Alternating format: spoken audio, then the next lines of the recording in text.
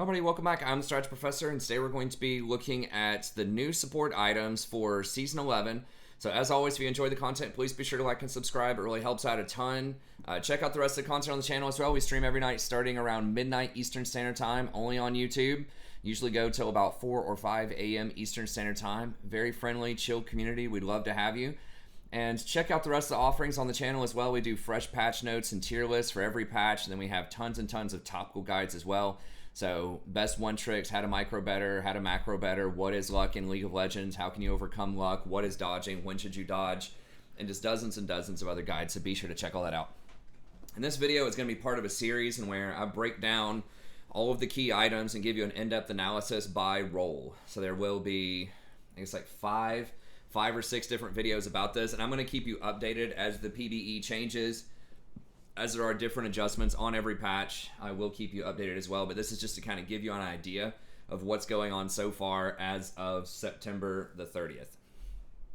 Okay, so really quickly, I just wanted to hit some basics here just so that y'all understand what I'm going to be talking about. And I've basically moved all of the text and all of the things like that about each one of the items down here, and I break down kind of the cost efficiency and just copy pasted the text. So we might look at the document itself for some things that I didn't talk about in depth, and I've got that over here.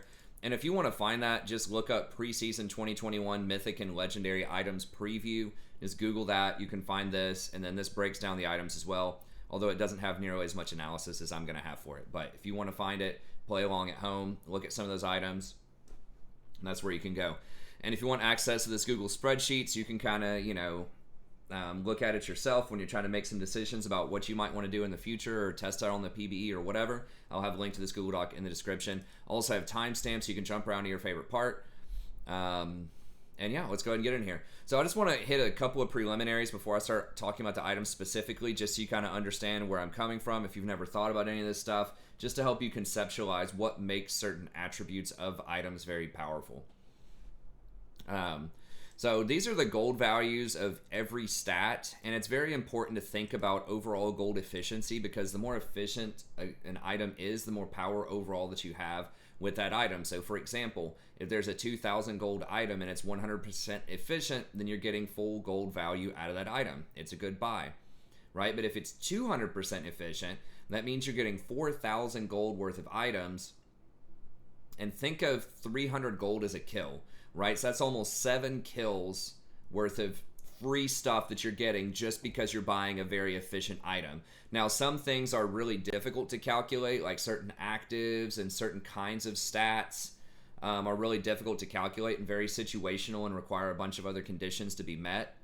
But a lot of things can be calculated and have been calculated. And the way that you find this is you just look at the most basic item you can get and how much it costs to get this particular stat. So for 1 HP, you just look at Ruby Crystal, and then how much does it cost for 1 HP off of a Ruby Crystal.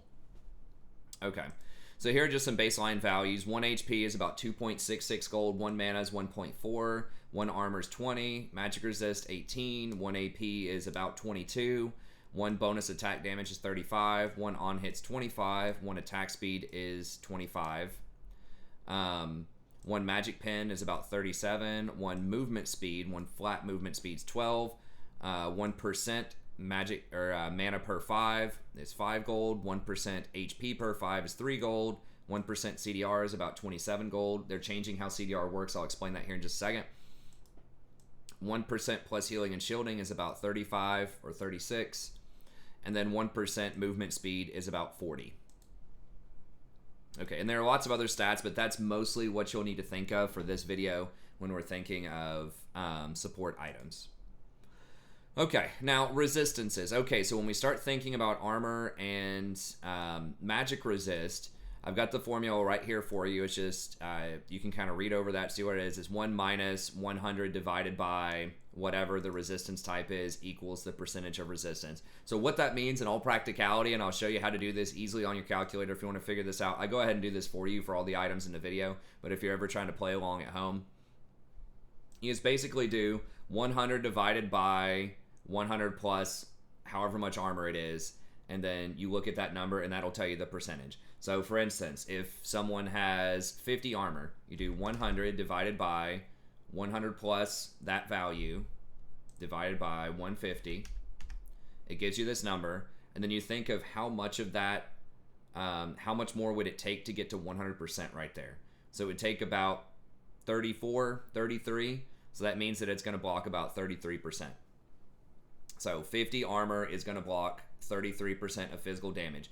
If you look at, if someone has 100 armor total, you do 100 divided by 200.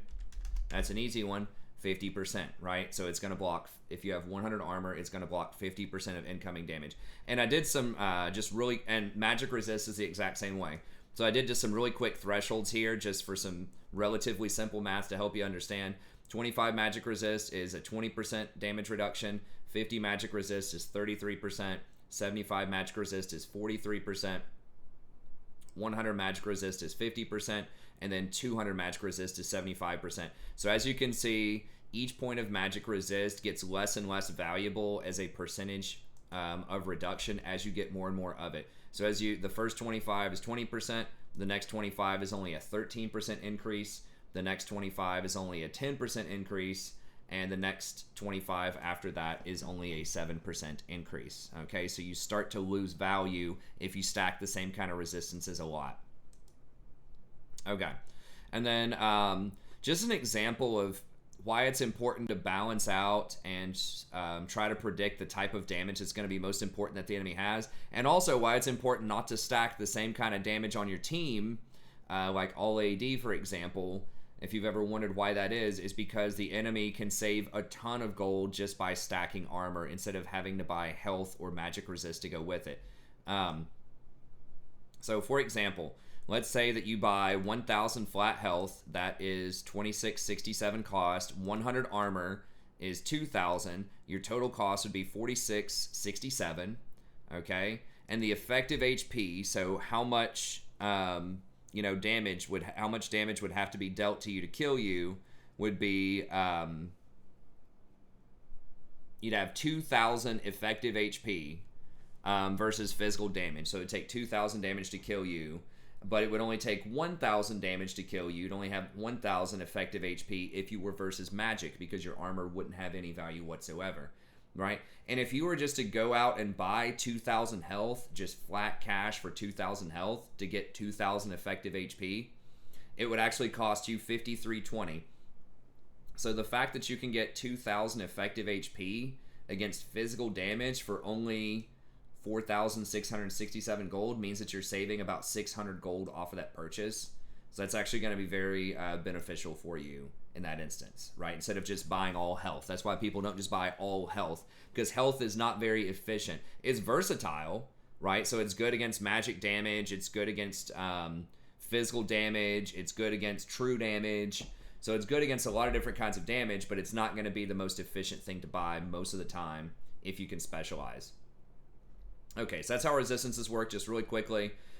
Here's how the new ability Haste works. So I finally found a video that explains this to me. It's basically the exact same as resistances to some extent, right? I have the formula right there for you. It's the same deal. You just do 100 divided by 100 plus whatever the ability Haste is rating. Then that's going to give you a percentage. That percentage is roughly equivalent to CDR, cooldown reduction, that you're used to.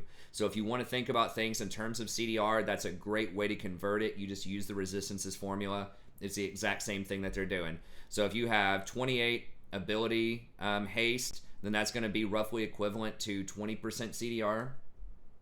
If you have 50 ability haste, that's going to be roughly equivalent to 33% CDR. See, it's even the exact same percentages. If you have 75 ability haste, then it's going to give you the equivalent of 43% CDR. And then if you have 100 ability haste, it's going to be 50% CDR. So just like resistances, it's actually less beneficial to keep stacking CDR. As you go up and up and up, it's worth less and less and less. However, at lower levels, because they've added a lot of extra ability haste onto things, so a lot of things that used to have like maybe 10 ability haste will now have 15, especially a lot of support items. Many of them will even have up to 25. You actually can get a lot more CDR for a lot cheaper than you used to be able to get it. So that is important to note for some classes. So they've made it harder for mages, but easier for supports to get a really high CDR. So that's kind of cool. But yeah, that's the equivalency table there. And that's something that it took me a while to find, but I found a really quick YouTube video about that. I don't have it here. I could link it. Maybe I can find it after the video and link it, but that was explained pretty well. Okay, and then I just want to talk about healing power, and I'll give you a quick spoiler alert here. Most of the items dramatically favor enchanter supports. Like tank supports are kind of getting shanked, and AP supports are really getting the short end of the stick with these updates so far, right? And I'm going to go into that here in just a second. But one thing that puts plus healing and shielding champs at a major advantage is just how powerful plus healing and shielding is, and I think a lot of people don't understand how this works. So I'm just going to go over it really quickly, just a couple of relatively simple scenarios just to show you just how strong this is.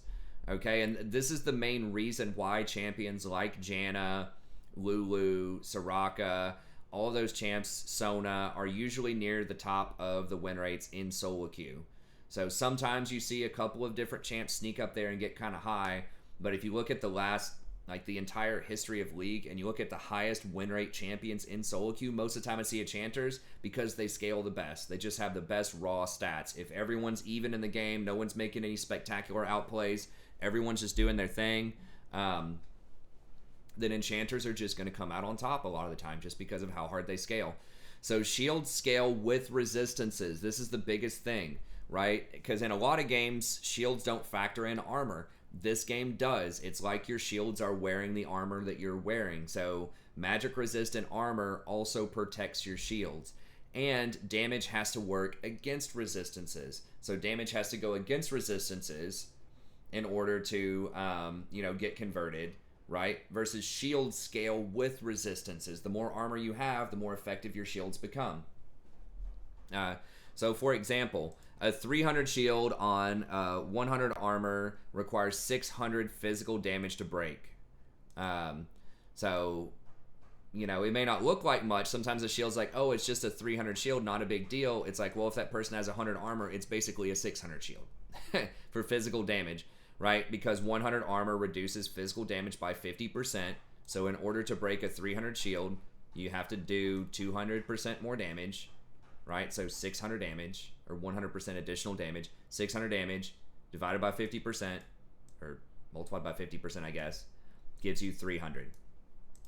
Therefore, many shields have triple scaling, right? So they scale 3 different ways, and those all stack multiplicatively with each other. So they all build on each other. So I've got an example here for you.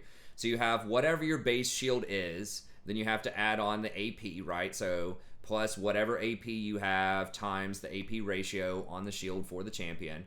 Then you multiply that by 1 plus your bonus heal percentage. Then you multiply that by 1 plus your resistances percentage for that type of resistance, either armor or magic resist. Okay, and then you have even more scaling once you take into account the rune Revitalize, which gives an additional 5% plus healing and shielding, which goes into this ratio here. But then there's also an extra part that says 10% additional healing for targets that are below, I think it's 40% health. So that 10% gets added on multiplicatively to everything else. It's not plus healing and shielding that stacks additively in this number. It's an additional 10% that gets tacked on to everything else after it. So it's just a crazy amount of healing. So if you take that rune, which a lot of enchanters will, it's going to be quad healing. So here's a really quick example. What does that mean? Can you break it down for me, Strategy Professor? I got you covered. Here you go. Lulu with just an Ardent Sensor, no AP runes, no nothing, just Ardent Sensor. She's got 50 magic resist. She shields herself. How much magic damage would it take to break that shield on Lulu? So it's a 240 base shield. It's a max shield level 9. She's got 36. It's going to be plus 36 because of the 60 AP you get off of Ardent times 1.1 for the 10% plus healing and shielding you get off of Ardent, times the 33 resistances. That's what you get for 50 magic resist, 33% damage resistance. So it's going to take 404 magic damage to break that little dinky 240 shield. Not so dinky anymore, is it? It's very difficult. Isn't that right, Rory? And this is a super simple scenario, right? It's one item.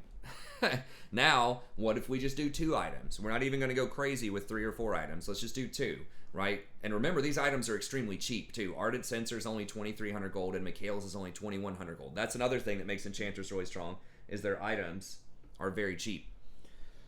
So, in this scenario, it's going to be same drill, 240 plus 36. Then you have 1.3, because now you have 30% plus healing and shielding. And you're shielding somebody who has 100 armor. Let's say you're shielding your Shin, who has 100 armor or something like that, who probably have way more than that. But you're just shielding somebody who has 100 armor. How much physical damage is it going to take to break that? Run through all the numbers again, 538. So your 240 shield initially is approaching double effectiveness just based off of this very simplistic scenario. And you can see very quickly how this is going to get out of hand if you get to like 200 AP, which is pretty common. You get your 30% plus healing and shielding, and you're shielding somebody that has like 150 armor or something like that. It's easily going to go up to 800 or 900 or sometimes even over 1,000 damage required to break these shields. That's why shields historically have been a massive problem. Shields also bypass the Grievous Wounds mechanic. So anything that reduces healing by 40% does not work against shields. Now, shields are temporary. They don't last permanently like healing does, but nevertheless, that's what makes them so strong. And the same applies to healing, right? If you heal somebody for 200, it's going to be the exact same formula to figure that out as well, right? But that's a little more intuitive because you're like, okay, armor obviously applies to natural health, right, if somebody gets healed. But I think people forget that armor applies to shields. So anyways, there's that. All right, new items. Didn't want to spend too long on that, but I did want to establish just a few basic ground rules for how to think about what's strong with enchanters and just some of the new stuff that's going on here. Okay, so new items. I'm going to give them a 1 to 10 rating, and a 10 is pretty much you almost always want to buy this item if it makes sense on your champion. It should be a very, very strong consideration in most games. 1 is pretty much you should never buy this item, and a 5 is it's somewhat situational. Maybe you would want to buy it in some circumstances, but it's unlikely you would want to buy it most of the time. So you could very loosely think of this as a percentage loosely of the time that you would want to consider buying this item, right? 10 being 100%, 1 being 10%, 5 being maybe 50% of the time you'd want to buy this item. So it's not an exact science, but that's what I'm thinking of. So just some baseline comparisons. This is what I would consider the current items, like not the new or reworked items or whatever. The current items, what would I rate them? I would call like Ardent Censer a 9, Shurelya's an 8. It's because Ardent, anyone that like wants Ardent that has plus healing and shielding it's very highly likely that most of those champions are going to want Ardent in a lot of scenarios. Shurelya's 8 out of 10. You could put that a little bit higher, but it's extremely useful on a lot of different champs. It does compete with a couple of other items. Sometimes there are other things you might want, but it's definitely really high up there. Same thing with Redemption. Zeke's is another one on tanks that's very, very useful, right? So it's an 8 out of 10. You're going to get that a lot on tanks. And then Manamune's negative 10. Don't ever get that item under any circumstances. Just kidding. Got a joke in there for you. But yeah, that item's trash. Don't buy it. Anyways, if you don't get the inside joke, that's okay. We'll move on if you're new to the channel. But build path matters, but I don't know the build paths for these items. The PBE is down right now. A bunch of people just flooded it and basically crashed it yesterday. You couldn't go into the testing tool, and you had to have 10 people in a pre-made to do any games. So there's just way too many people flooding it. So I can't get the exact build and see if there's any, cost differences on sort of the basic items or not. So I'm not going to include that. Removed items, Athene's, Shurelya's, and Twin Shadows are the 3 most notable ones that were completely removed. Several others were changed. Now, Shurelya's got transformed into one of the mythic items, and we'll talk about that first, actually. But Athene's and Twin Shadows got removed. And you might think, oh, that sucks. Athene's is great. It is great, but there's some really awesome new stuff that I would argue is even better than Athene's for Enchanters. So they kind of had to remove Athene's, or it would just be like absurdly OP if Athene's was in there with some of these other items that they're changing and that they're adding in. So I'm okay with all of those. And then I'm only going to look at items that are 2,500 gold or less for this because I consider those kind of the support range of items. There are several kind of mid-tier tank items. I'm going to look at those in a separate tank video, so look at those, stay tuned for that. But things like Frozen Heart, things like I don't know, like the new Randuins might be useful as a support. Like there are a few items that could be good for tanks, but they're expensive. I don't think you're gonna be able to get a lot of them. And the mythics, some of the tanks might want the mythics, but I think that a lot of the support tanks will actually probably want the enchanter mythic items that we'll talk about here in a second, like Locket. So yeah, look at the tank video if you love tank supports. You want to find some extra items for Leona or Braum or whatever. I in general don't recommend really expensive, greedy, personal stat type of items, but there are some that can help your team out a little bit that I will talk about in those videos, so be sure to check those out. And as far as AP, just check out the mage section whenever I do a mage video to see, because they didn't give you any new tools for AP supports, unfortunately, that are cheap. In fact, some of them actually got more expensive. There are some kind of cool ones out there, especially for like Swain support or something, like a battle mage kind of support. There's like that Azakana mask or whatever. I'll talk about those a little bit at the end of the video. So I'll go into them more in depth in the corresponding videos, the mage video or the tank video, but I'll just go through them super fast at the very end of this video. So if that's all you want to see, just go down to like the last 5 minutes and I'll squeeze them in just to give you some initial thoughts, but I'm not going to give you as much of a deep breakdown here because I'm going to do that in a future video. And I'm going to try to release like maybe one of these videos every day, as much as I can until I get through all these items. Okay, but this would be like a 3-hour video if I did this for every single item in one video, so I'm going to try to keep it to like 1 hour or less about each one of the roles. Okay, so Shurelya's battle song is 300 HP, is 2,600 gold total. I think it's a 9 out of 10. It's going to be extremely influential. It could even be a 10 out of 10.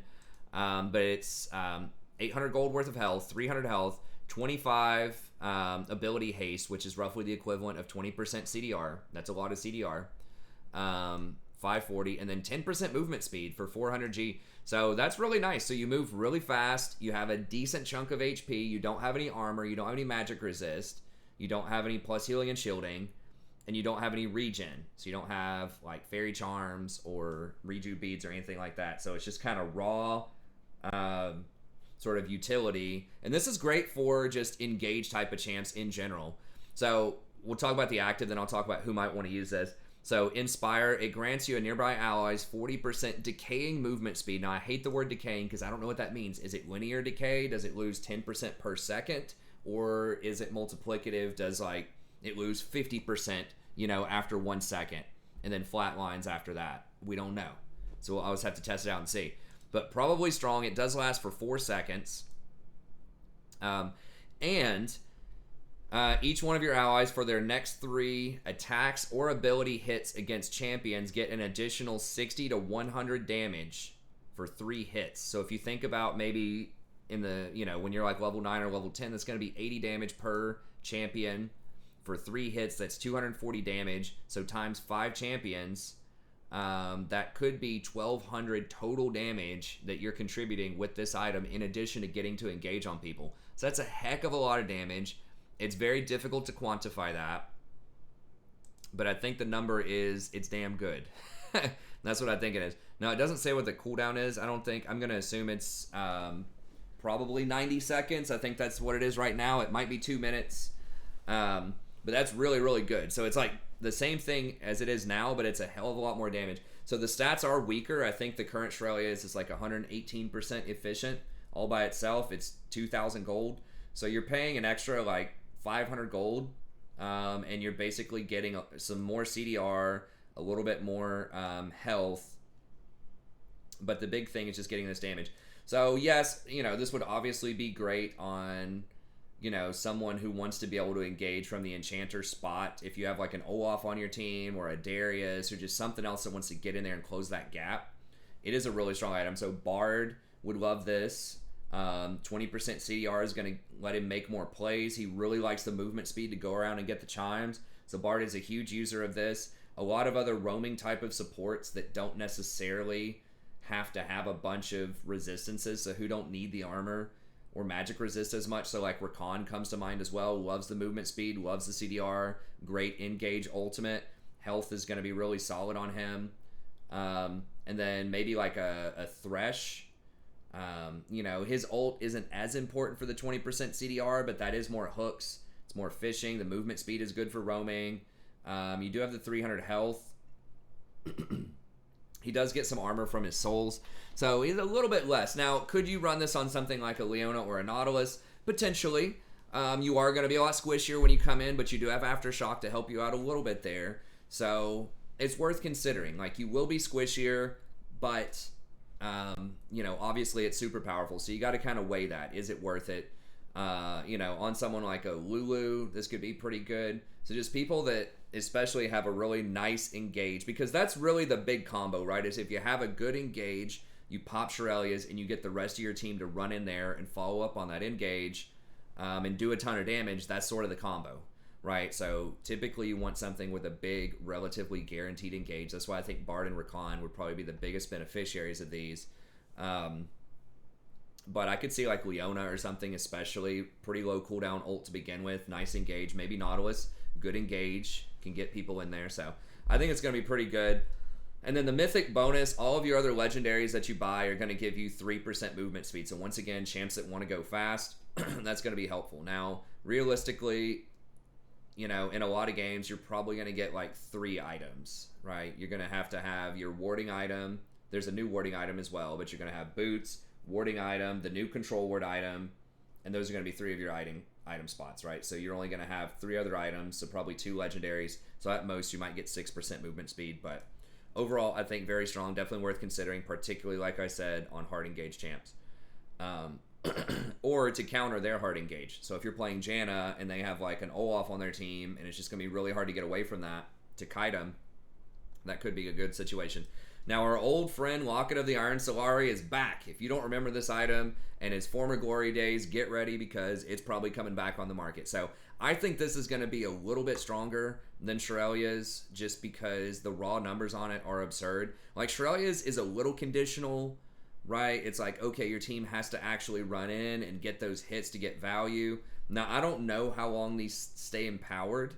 I don't know if it stays beyond the 4 seconds. The grammar's a little funky here. So I don't know if they have to hit them all 3 times within 4 seconds or they lose it. That's what I'm thinking. So if like you run away or someone just doesn't go immediately or the enemy like kites you out and just runs around and doesn't get hit, then maybe you lose out on that damage. So if you don't get this damage in here, if you don't make really good use of that engage, it's not a great item, right? It's only 67% efficient, so you're not getting a lot of guaranteed power. So the best case scenario is great, but there's a couple of fail cases. It's really hard to fail with this in a team fight. So first of all, the baseline stats are more efficient. It's 80%, and it just, has a bunch of everything here, right? It's got the 20% CDR again. It's got 150 health, so a little bit less health here, but it still has some health. The current Locket doesn't have any health, so it's got a little bit there for you. And then it's got 30 armor and 30 magic resist. So it's just a good, well-rounded item. It's got the CDR, it's got the health, magic resist, armor. It's great. And now you have your active. So grants nearby allies a 260 to 430 shield based on level that decays over 2.5 seconds. So once again, what does decay mean? We don't know. Does it lose 50% after 1 second? Who knows, right? But still, that is a very, very big burst shield, potentially. And you know what works with that? Plus healing and shielding from all of your enchanter friends out there, right? So that can potentially make this shield go through the roof, especially on champions that have a lot of resistances. So it's borderline going to make people invulnerable, or pretty close to it, in some situations in team fights. It'll almost completely negate, like, if Ziggs is about to hit your team with a bomb, or a Mumu is about to ult, or like Orianna is about to ult, or something like that. Just someone's about to hit you with something big, you just press this, it just almost completely wipes it out, like huge AoE abilities. So, very, very big deal. It's a 90-second cooldown. Now, one thing I noticed in the phrasing, it does not say that it applies to you personally, so this would be an interesting choice. So if we pull it up here, let me grab this. But the other one, the Shurelya, says you and your allies gain this movement speed and gain this buff. This does not say you and your allies. This says grants you and nearby allies 40% decaying movement speed, blah, blah, blah. Right? This only says grants nearby allies this. Grant nearby allied champions these bonuses.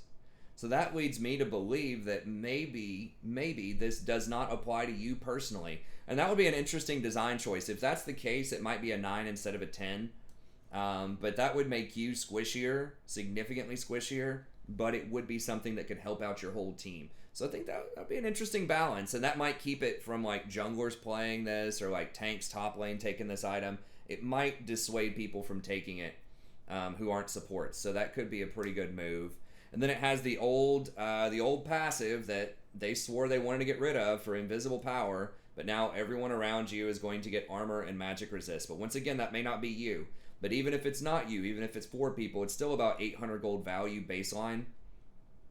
And then it can go all the way up to 9, which, I don't know, it's probably going to be like 1,300 gold value, maybe 1,500 gold value.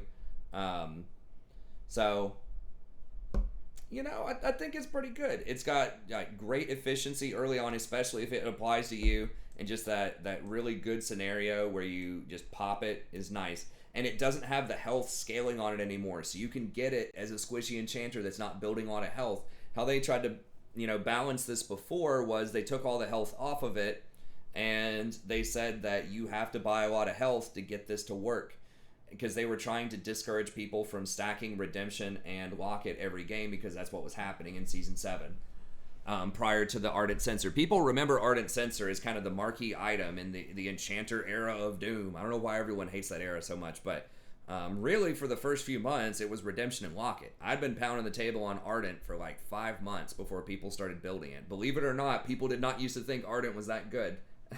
After they reworked it, it was crazy looking back in hindsight, but they really didn't want people getting Redemption and Locket. Well, now you can probably get Redemption and Locket again, and your team fight's going to be insane.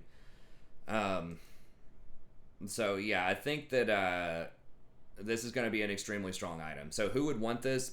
Basically everybody, pretty much. I mean, the only question is, do you want this or do you want Shurelya's? Because you can't get both of them. With the new mythics, you have to pick one. So that's the only thing the only reason someone would not get this item is if they want Shurelya's. And I think maybe what that's going to come down to is how far ahead are you? Where is your team right now? Or just like how good is your engage? So if you have really good engage and you really want that movement speed, like a Bard or a Rakan, you might want Shurelya's instead. But especially if you're a tank. If you're a tank 100%, you're going to get Locket, most likely. But even some enchanters, right, like Lulu or Janna, and especially if they have really good engage to get on you and you just need to survive, or if they have assassins or something, this is a great option. So I still think this will probably be picked more in its current form than Shurelya's, but they're both extremely good. Now, speaking of something that's not good, Moonstone Redeemer, it looks terrible in its current form compared to these items. These are extremely strong. Oh no, what's wrong with Rory? Oh my goodness. She got a bonk.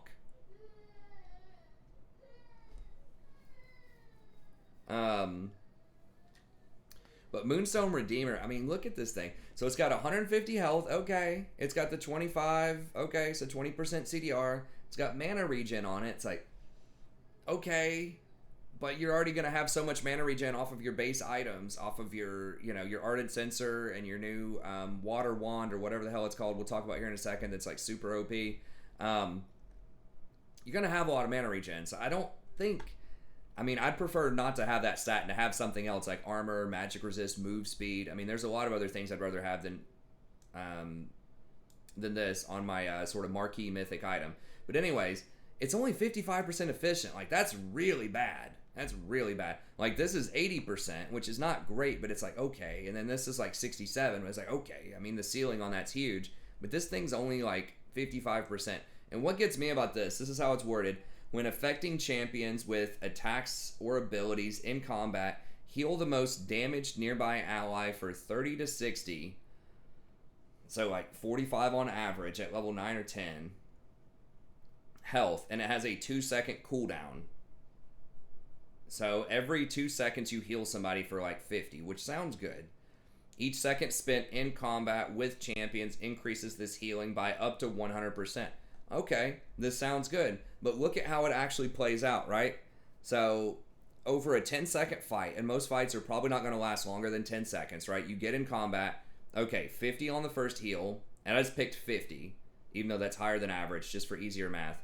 50, 75, because you're going to get the extra 25% off of that. Actually, you'll get 50% extra off of that because that'll be 2 seconds in combat. And then 100, so 100% extra effectiveness. Then 100, 100 again. And so after 10 seconds, you get a free heal for 425 HP. But it takes 10 seconds to get to that. What? Like, okay, so just by comparison, the scenario here is 425. The scenario here is 1750 shields. Now that assumes it can shield you too. If it can't shield you, then it's going to go down to 1400. But still, that's like almost 4 times as much, as big of a shield as this heal is. And yes, it's only temporary. Yes, it's only 2.5%. But even, let's say you only get half the value, right? Your teammates only use half of the shield or something like that. It's still more than double. And it's more efficient overall. And it has this passive aura, which is extremely good. So it's like, why would I want this? This is also reduced by grievous wounds. The shield is not. No, there is a shield breaker item. We'll talk about that in another video, but it's very specific and people have to go out of their way to get it. I don't think a lot of people are going to get it most of the time. So yeah, it just seems really, really underwhelming. And you have to be in combat. If you weren't in combat, I could think, okay, maybe like against a poke comp, if it just passively healed this amount all the time, I could say, okay, you know, when you're rotating around or you're just getting poked by the Vel'Koz or something, maybe this is really good. But you have to be in combat in order to get this. Or maybe if it was AoE. If it was AoE and it pulsed and hit everybody within like 500 range or something, it's like, okay, then it's going to be pretty damn good. But this is just single target every 2 seconds. Or maybe if it was like a 1 second cooldown or something. If it was double this, okay, then we're in business.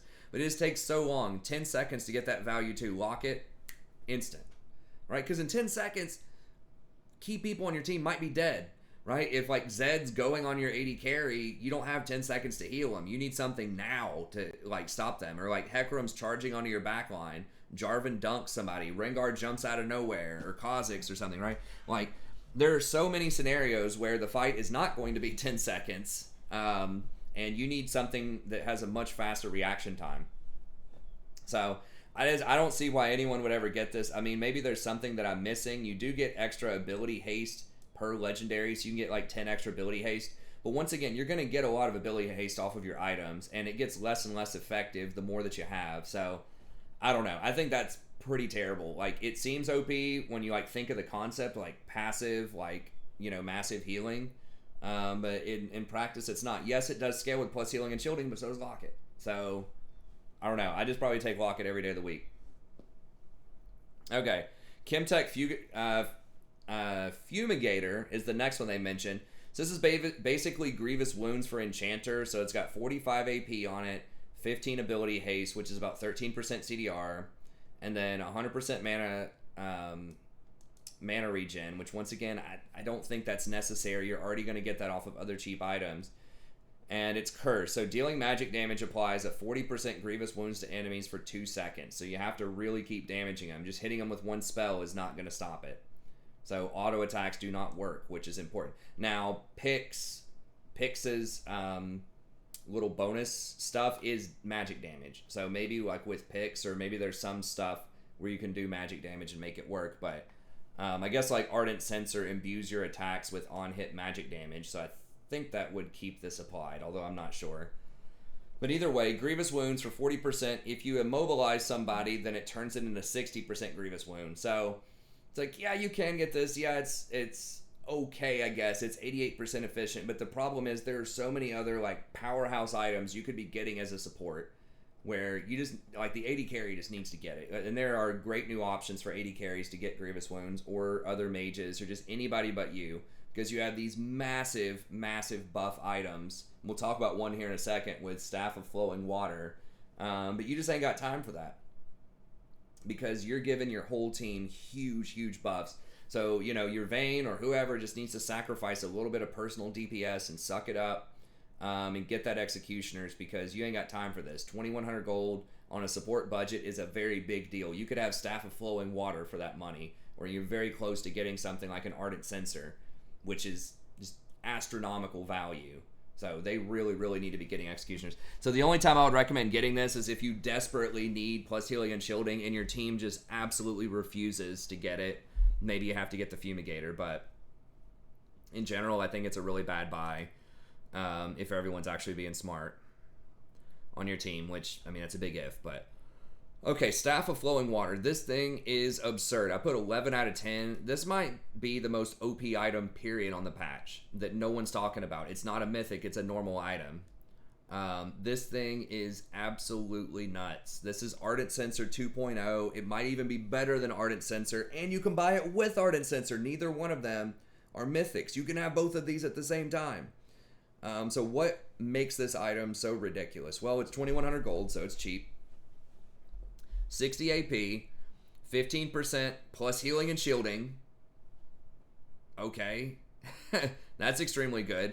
And then you get 150% of your mana regen. So I think it's okay on this item because there's so much other stuff going on that's great. And that means you don't have to get mana regen on your other items. So if you have 150% mana regen, it's not going to matter that you don't have any mana regen on your Shurelyas or on your Locket, because 150% is a lot.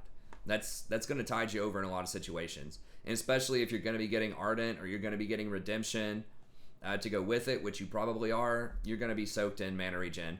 And particularly because Athene's is no longer an item, then you don't get that extra AP scaling off of your mana regen, so it's a lot less valuable than it used to be.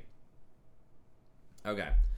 So 124% gold efficient on the surface. You're getting about 2,600 gold for 2,100. That right there, already pretty good. Now Riptide. Healing and shielding an ally grants both of you 15% movement speed, non-decaying, 15% movement speed, and 20 to 40 ability power for 3 seconds. What? Like, that's so insane. That's so crazy. So if you're like playing along at home for the math, right, that's 600 gold worth of movement speed and 660 worth of gold in ability power if it gives you 30 ability power. So just once again, like you're level 9 or level 10 when you might buy this item, that's 1260 gold per ally. And this one definitely can affect you. Locket is a little ambiguous with its wording, but this one explicitly says you and your ally both get this, just like Ardent Sensor.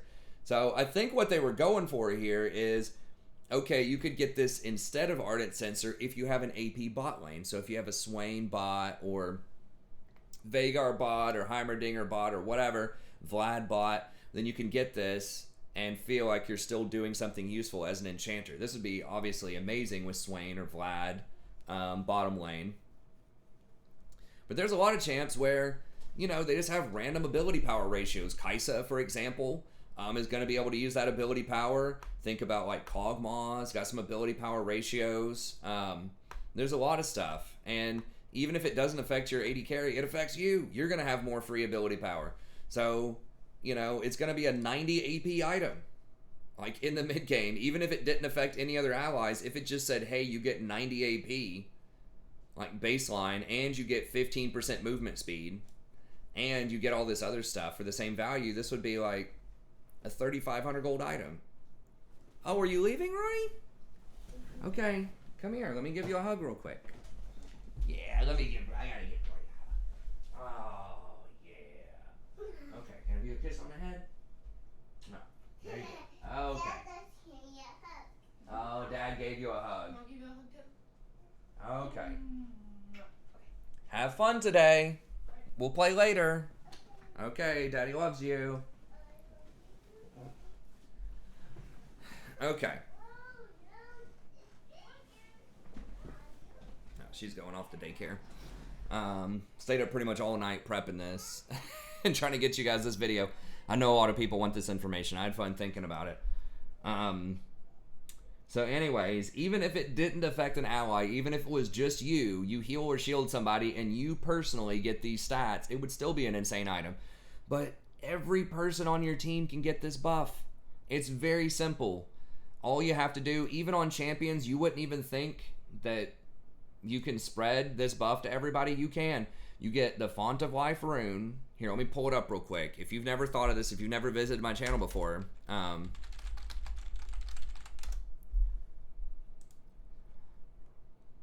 you get the Font of Life rune, right? So allied champions who basic attacked mark enemies heal for some low number most of the time.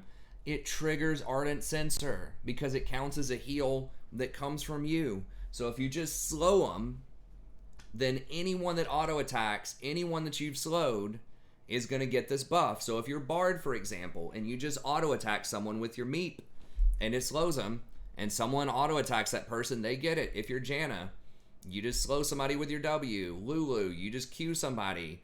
Nami, you just put your E on yourself and auto attack somebody, right? All of these are very, very simple ways you can trigger Ardent Censer on a ton of people. I mean, you probably wouldn't get this on Thresh or something, but I guess you could, right? All you'd have to do is just flay somebody or hit somebody with a hook or whatever. You have Ardent, or you have Font of Life, boom, it counts. So it's extremely easy to trigger this on an entire team. And if you trigger this on your whole team, you've got 5 times whatever this number is. We can figure it out. So 5 times 1260, and this isn't even the 40 AP, this is 30 AP, equals 6,300 gold value plus the original 25.95 equals 88.95. So that means you're paying 2,100 gold for almost 9,000 gold worth of stats. Let that sink in. Minus 2,100. That means you're getting a free 6,800 gold on the house. A kill is worth 300 gold roughly. Even if we say, you know what, let's do kill plus an assist. Let's say that every kill is going to be assisted and it's, full value, 450 gold for a kill. Right? Divided by 450. That's 15 kills. Look at me. That is not right. That is OP. So basically, when you buy this item, you just got 3 pentakills. 3 pentakills when you buy this item just by buying it. You didn't even have to do anything. This is insane. It's like the scoreboard goes from, maybe the score is 10 to 10. Now all of a sudden it's 25 to 10 when you buy this item. I've talked about this with Ardent Censer for a long time. This is even crazier than Ardent Censer. It's like, and then once again, who cares? Like, if some of the champions don't use ability power, if you give your Vayne ability power or something like that, everybody wants movement speed. But even if they don't use ability power, who cares? Like, there's so many people that are going to be able to use it. Even people that just have funky, weird little ratios that you don't think matter, but they do benefit some from ability power. Might benefit from this. So this is just extremely strong. I think it's so good that you might actually get this on champions that don't scale that well with AP or plus healing and shielding. Bard comes to mind. Rakan does scale pretty well with plus healing and shielding. This would be a great Rakan item.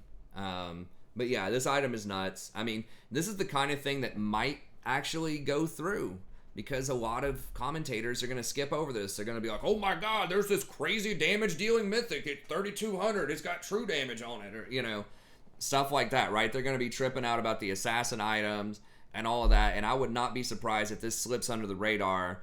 And I mean, Ardent Censer slipped under the radar for like 6 months before people started getting it. And still, people didn't really think it was that good until all the pros were getting it every single game. And it's still extremely good, even after the nerfs. So yeah, I mean, maybe they dial this back. Maybe they make it 10% movement speed, or maybe the movement speed scales over time, or maybe, maybe they tinker with it a little bit. But this style of item has proven itself with Ardent Censer to be extremely powerful, and you can get them both. Like, you can get Ardent Censer and Staff of Flowing Water on Lulu or something like that, and it's just going to be nuts. So I think this item's out of control. I think it is definitely in the running for best item of these new items. Mythics, not mythics, doesn't matter. This thing looks ridiculous, but I'll guarantee you not that many people are going to talk about it. But it really is. Okay. So Ancient Runestone. Now, this is kind of an interesting idea, and we've only got like 10 minutes left because I don't want this to go over an hour. Pretty much, like, what this is once you get to level 13, you can buy a bag for your control wards, a fancy bag for your control wards. That's it. So you still have to get your normal warding item. That's a separate thing. right? Where you can, level it up, by earning gold, and it gives you 4 wards and has all that stuff, relic shield, all those things. That's the same.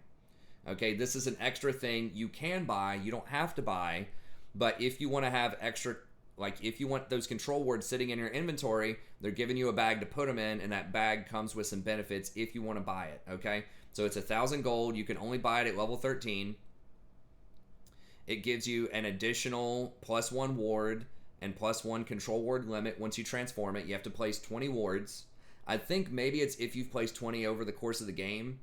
I don't know if it's you have to place 20 more after you get the bag at level 13. And if it is, you can also, I'm just wondering, like, can you just walk outside the fountain, place all of your, like, wards from your warding item, and then just, like, go back in the fountain, refill your wards, go back out, and just spam wards for, like, 20 seconds and get it. So I don't know how they're going to fix that, but either way, it's a bag. It allows you to carry up to 4 control wards. You can carry 3 control wards in this bag to start with. Once you upgrade it, once you place 20 wards, then you can carry an extra ward, and allows you to place an extra ward of each type on the map. So you can have up to 4 normal wards on the map and up to 2 control wards on the map. This is a very, very big deal, especially for pro play. There's going to be a lot more vision in the game, so there's going to be a lot more battling for vision, and that might extend games a little bit in pro play because it's going to be harder to make plays. So we'll see, but this is going to be very, very powerful. Anything that supports extra vision, supports extra agency, it makes you more powerful in solo queue, so it should be easier to climb. So anytime they buff vision, that's a buff to you. You should like it. It's great. So you don't have to get it if you want to sell your control wards at the end of the game, and just get a little bit more power if you're like mega rich and you want to get another big ticket item. You don't have to buy this. It will hurt your vision game quite a bit, but you don't have to do it. And there might be some cases where, it makes more sense if you're just about to fight for Baron. It's like, do you get this little, you have 3,500 gold, do you get the vision bag, or do you get, some really expensive, like a death cap or something, right? Or some like really expensive support item. So I could see some situations where you don't necessarily have to get this. Or if the game's over before you get to level 13, that probably happens a decent amount. So anyways, interesting idea. They're basically just trying to give you like something to where it doesn't feel as bad to keep your control wards at the end of the game. Okay, last couple of things, and then we'll move on. We might actually end up going over an hour a little bit here, but we're going to try to go as fast as we can. Zeke's Convergence. The tank items, I think, kind of got shanked, the cheap tank items, and it makes me a little sad because the enchanter items are just so damn good. But yeah, I mean, like the Locket and the Shurelyas could, in theory, be tank items, especially Locket, but they are probably better on enchanters, at least somewhat. But Zeke's Convergence, okay, so now it has 300 HP, 20 ability haste, which is about 17% CDR, 30 armor, and then 250 mana.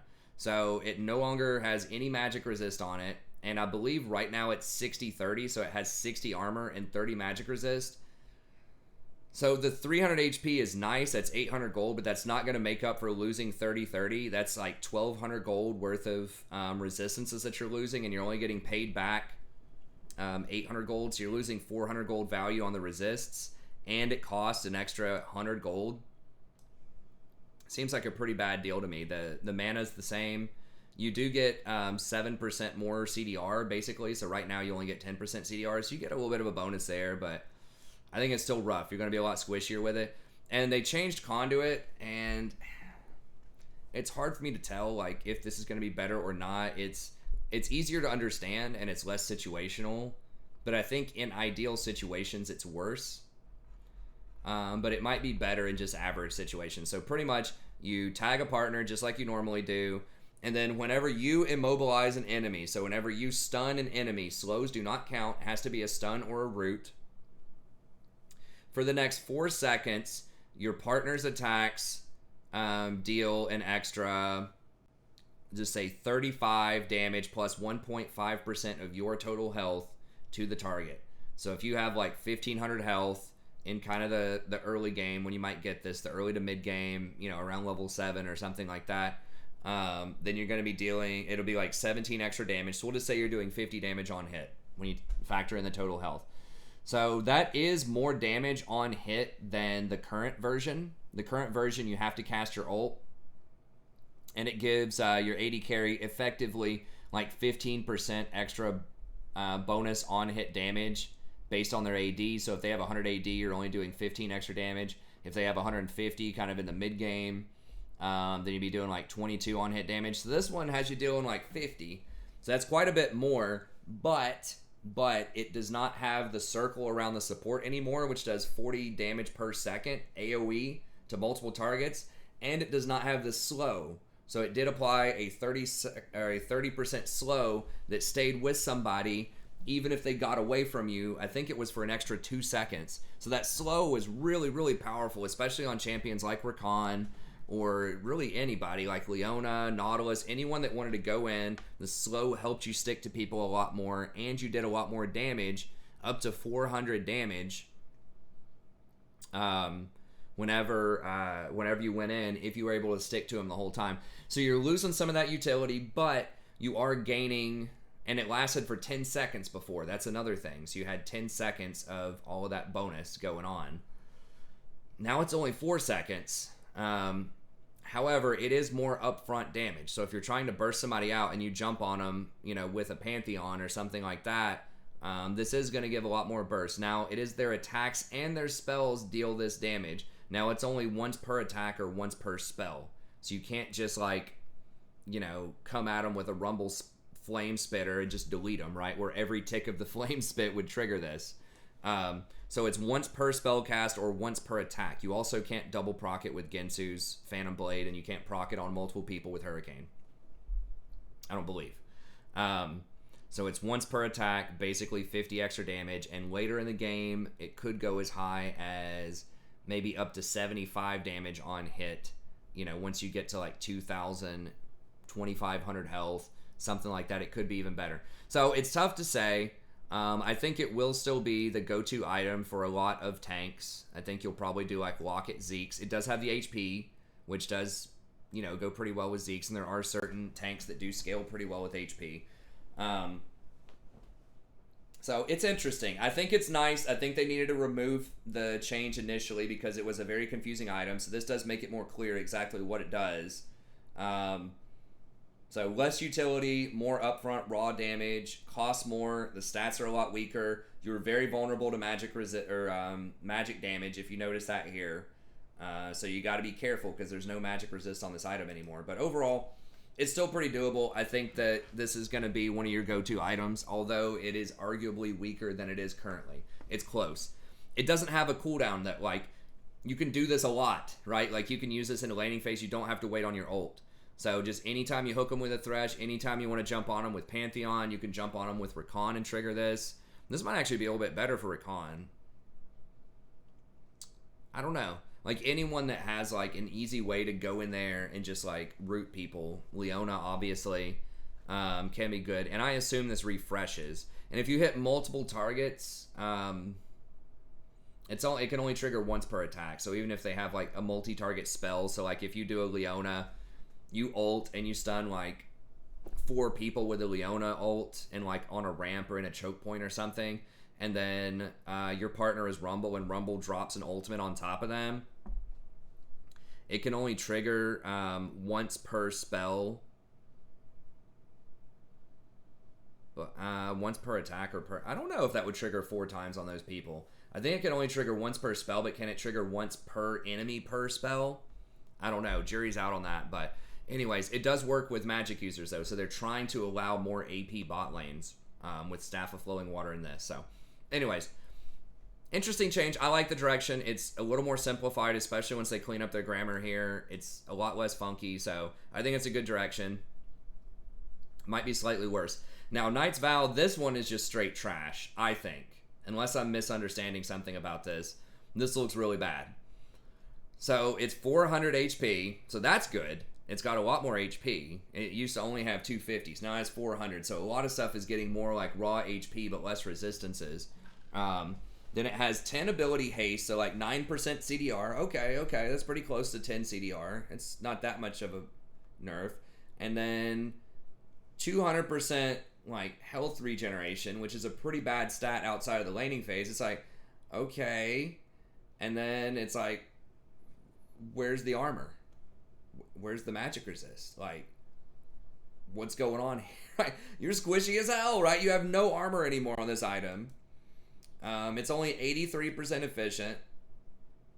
It's okay, and then you're like, okay, well, maybe they buffed the active and the passive. All right, let's see what's going on here. Okay, you designate someone who's worthy. All right. So they changed the names of these partnered things. So this one's called Oathsworn. Now, the passive is Vow. While your worthy ally is nearby, you redirect 15% of the damage they take to you. Okay. A little bit more than it was currently. Right? So I think it's currently 12%, and it's half to 6% if you're ranged. So it doesn't matter if you're ranged. You can get this even if you're ranged if you want now. So, you know, Rakan could get it, or Bard, or whomever.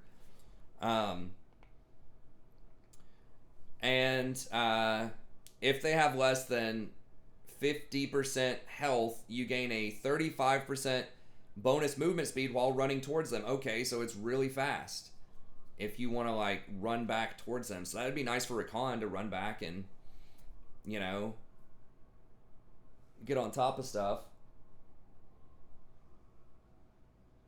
So I heard an ambulance out there. But I was like, man, I hope that's not my wife and daughter, because they just left. But I didn't see anything on my phone. Of course, I guess if it was a crazy accident, it wouldn't be.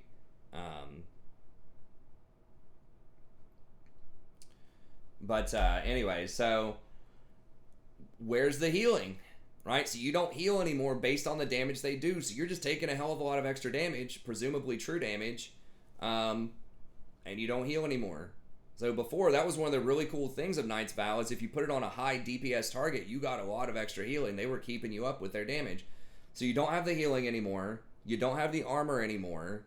Yeah, you move faster when you're moving towards them, but it's like, I mean, you're not running that far of a distance most of the time. Like, Rakan's the only one I could think of that would be like, where that would matter, right? Where you go in and you immediately want to run back out. Most of the engaged supports go in and they're staying in, right? Like Leona, Nautilus, all those champs are staying in.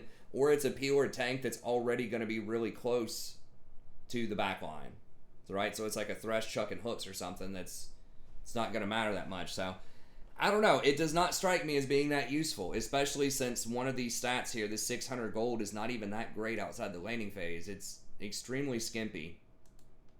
So I don't think that's going to be that good. So that's bad. So this one's like definitely a downgrade, I'm pretty sure. And this one is a side grade. It's like okay sometimes.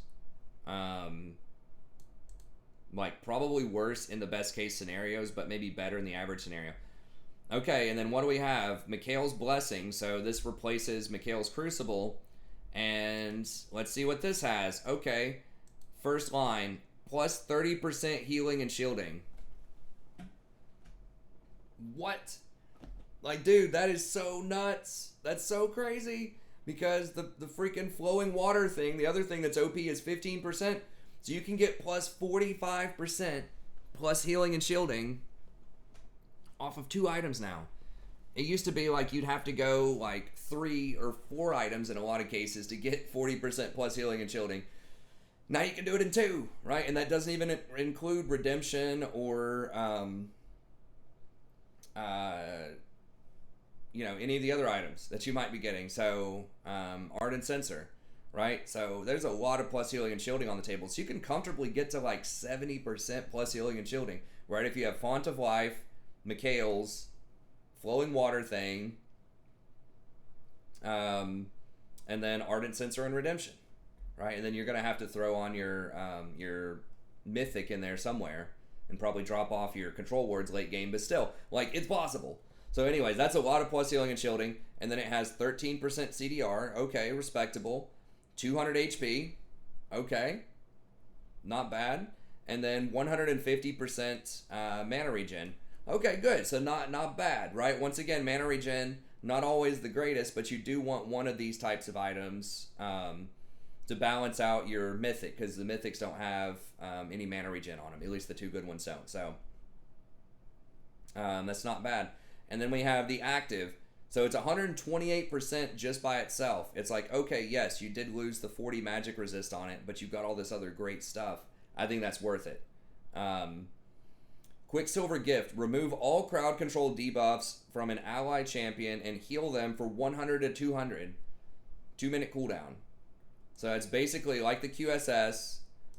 I guess they got rid of the movement speed buff on it, but now it gives out a heal. Like a nice little 150 heal, which is definitely respectable.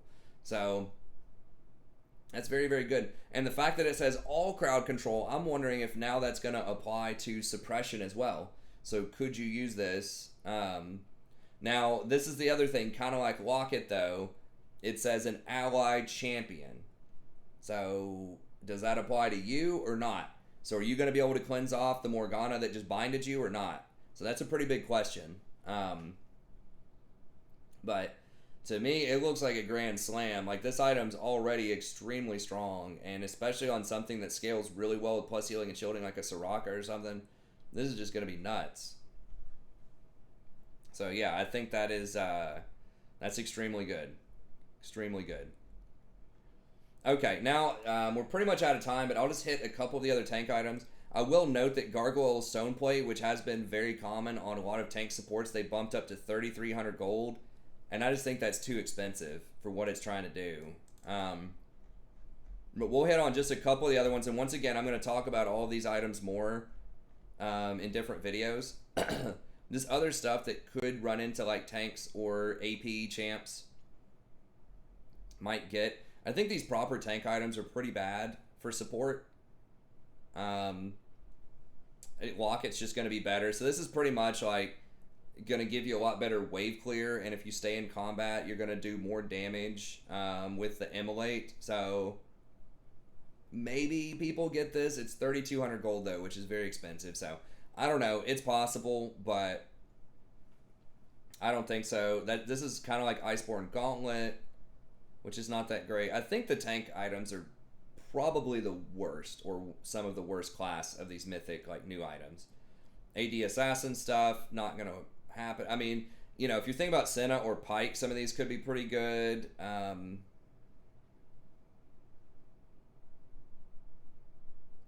Okay, so if you're getting resets with Pike, like the Duskblade could be pretty good. So you might still end up getting that. It's like 20% CDR, so that's good. Does an extra bit of damage and slows them, so it kind of has that Duskblade. Now I think that's lower than normal, I'm not sure, but it can get resets on it. Eclipse. So when you hit a champion with 2 separate attacks or abilities, it deals bonus physical damage equal to 16% of their max health, which is a lot. It's like, even if they only have 1,000 HP, that's 160, and gives you 30% movement speed and a big shield for 2 seconds. And it's a 6-second cooldown, so that's pretty crazy for like something like Pike would love something like that, probably, right? Where you could go in, get the big shield, and then run back out. And this gets you an extra dash. Okay, AP mana items. I don't think. I mean, maybe someone like Swain would want this. So Leandri's Anguish. I haven't done the cost efficiency. We'll do that in a future video. But just looking at it, basically, causes enemies to burn for 60 plus 4% of the target's maximum health over 4 seconds. So I think that's just 1% per second. I don't believe that's every second. But it shreds their magic resist by up to 25%. So it could be pretty good for longer fights.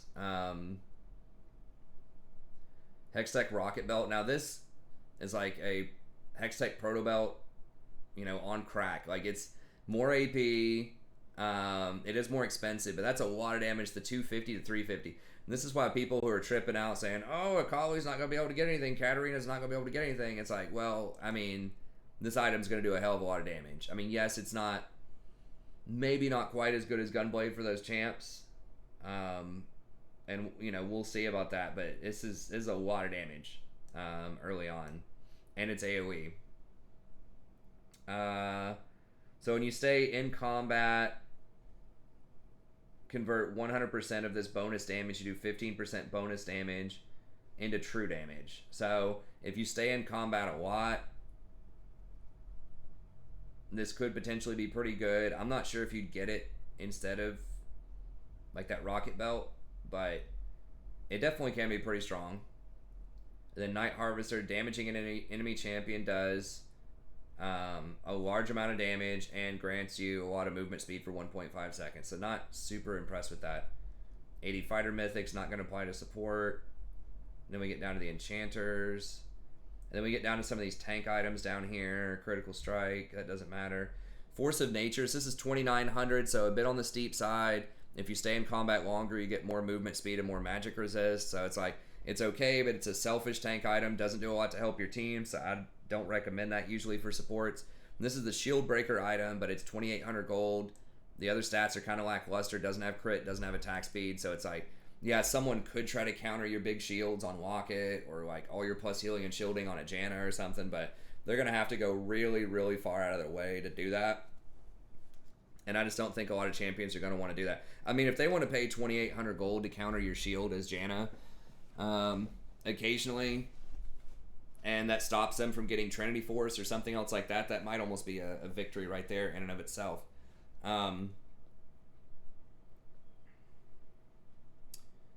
Okay, 100 ability power with no other stats, and if you damage people, increases your damage to them. Okay, Cosmic Drive.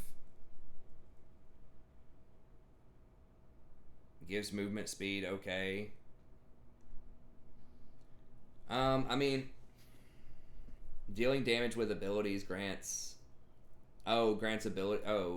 movement speed based on your ability Haste. I don't think that's great. I mean, I'll have to do the math, but maybe maybe for like a Swain, this one could be really good for Swain. Ability power, health. Once again, I haven't done the cost analysis, but champion causes them to take 2% of their maximum health as magic damage every second for 4 seconds. So 2% max health, and then you gain up to I mean, it's probably going to be like 20 to 30 armor and magic resist per. I think this is probably going to be stronger than a lot of mythics out there, potentially on champions like Swain or Vlad. So that could be good. And then I think that's it as far as the big ticket stuff. So I'll talk about it some more, and we'll mention Pike and Senna and, potentially Zyra, Brand, Swain, and some of these other like supports that don't have proper support items, but might nevertheless be able to find a little bit of success with some of these other items. We'll see. But yeah, there's the Gargoyle Stone Plate, which is kind of disappointing. It's super expensive. It does have some personal stuff, which is cool, but Abyssal Mask, now this is one that could be useful. It's 2,700 gold, and if you immobilize a champion, it shreds their armor and magic resist by 25%. So that's a pretty big buff for your team.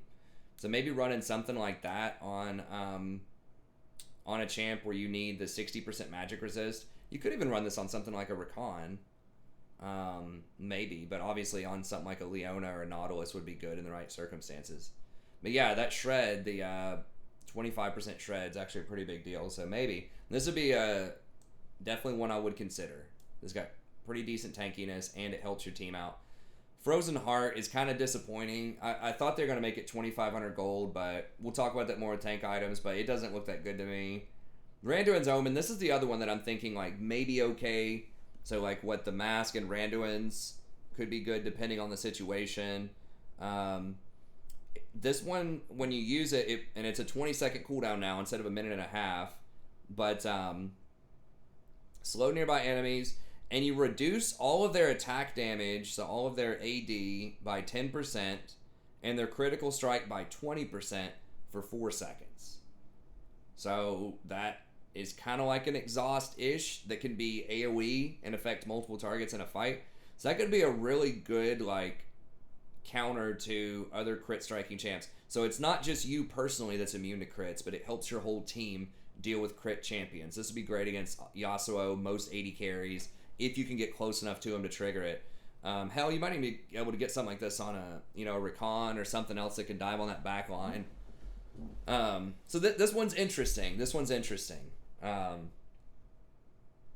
we'll see. And I think that was it as far as like tank items go. For supports, that is. That were worth mentioning. Okay.